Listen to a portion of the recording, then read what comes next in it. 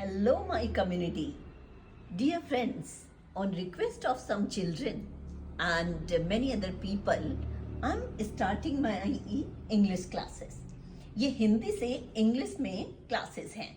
देखिए, कई बच्चों की ये शिकायत रहती है कि मैम हम पढ़ाई में तो बहुत अच्छे हैं लेकिन हम इंग्लिश के वजह से बहुत अच्छा नहीं कर पाते हैं। ऐसे आपने देखा होगा, कई लोग होते हैं, बड़ी नॉलेज होती है, बड़े टैलेंटेड होते हैं, लेकिन सिर्फ इंग्लिश की वजह से कई बार मात खा जाते हैं। तो अब ऐसा बिल्कुल भी नहीं है, क्योंकि मैं आपकी प्रॉब्लम सॉल्व करने जा रही हूँ ट्रांसलेशन के थ्रू।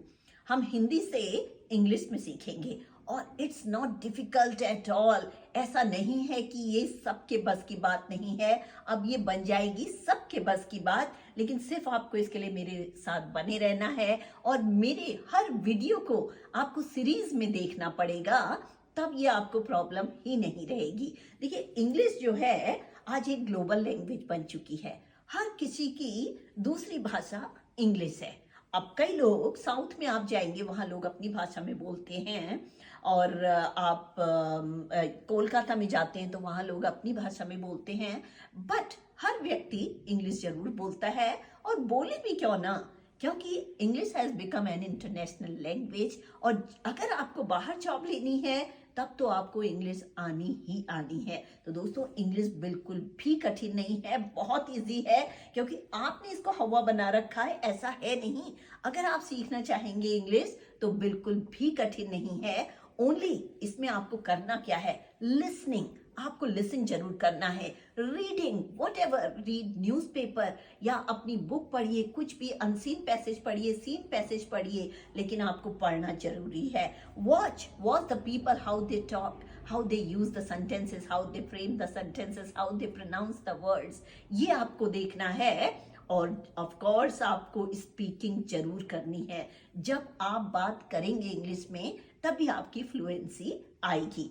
तो देखिए, सबसे पहले हम बात करते हैं, अगर आप इसमें नोविस हैं, अगर आप नए इंग्लिश सीखने वाले हैं, तो हम शुरू, सपोज करिए कि आपका पहला दिन है और आप कैसे सीखेंगे। सपोज करिए कि आपको इंग्लिश सीखनी तो है, but you are hesitating how to speak, how to write, how to read. तो इसके लिए आपको करना ये है, अगर आप हिंदी बहुत अच्छे से बोलते हैं तो इंग्लिश में आप इजीली ट्रांसलेशन कर सकते हैं। देखिए, सबसे कोई भी सेंटेंस होता है, मैं इतनी चीजें बोल रही हूँ, ये मेरे वर्ड्स और सेंटेंसेस हैं। मैंने वर्ड्स को पिरो लिया है, उनको एक साथ कर लिया है, तो वो सेंटेंस बन गया है। ऐसे इंग्लिश में भी होता है। तो सबसे पहले जो हमारी बात आती है वो आती है कि सेंटेंस होता क्या है।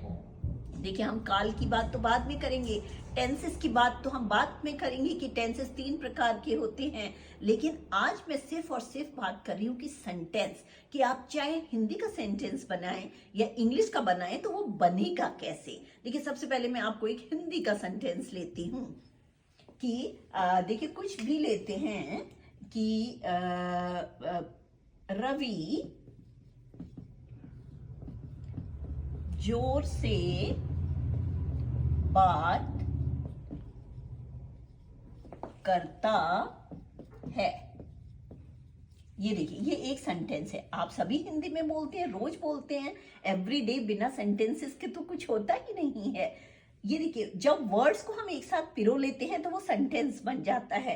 लेकिन किसी भी सेंटेंस को बनाने के लिए हमें पता होना चाहिए कि वर्ब कहाँ आएगा, ऑब्जेक्ट कहाँ आएगा, मॉडिफायर कहाँ आएगा, ये बहुत जरूरी है। देखिए, जैसे रवि क्या हो गया, सब्जेक्ट, और जोर से क्या हो गया, मॉडिफायर, और बात क्या हो गया, ऑब्जेक्ट, और करता है क्या हो गया, वर्ब हो गया।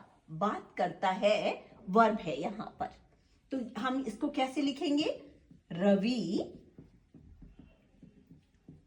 Talks loudly.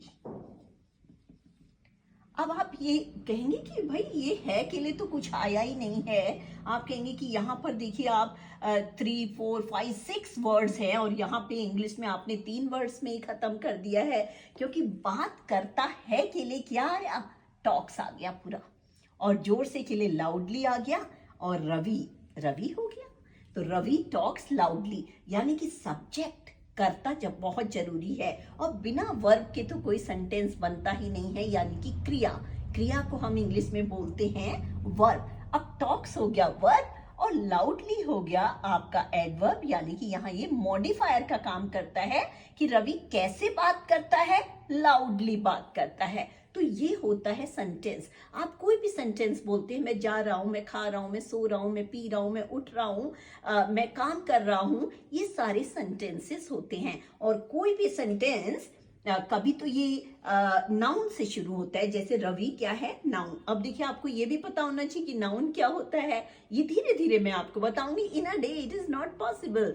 अब रवि नाउन से भी शुरू होता है सेंटेंस, प्रोनाउन से भी शुरू होता है, कई बार तो वर्ब से शुरू होता है, कई बार प्रीपोजिशन से भी शुरू होता है, एडवर्ब से भी शुरू होता है सेंटेंस। आप ये मत सोचिए कि हमेशा कोई भी सेंटेंस नाउन से ही शुरू होगा, किसी भी वर्ड से शुरू हो सकता है। तो आज के लिए दोस्तों इतना ही। आज हम सेंटेंस की बात करते हैं, कल मैं आपके साथ आऊंगी टेंसेस लेकर कि टेंसेस कितने प्रकार के होते हैं। So this video will be to be continued. Okay, so that's all for today. Thank you, bye bye, and do take care.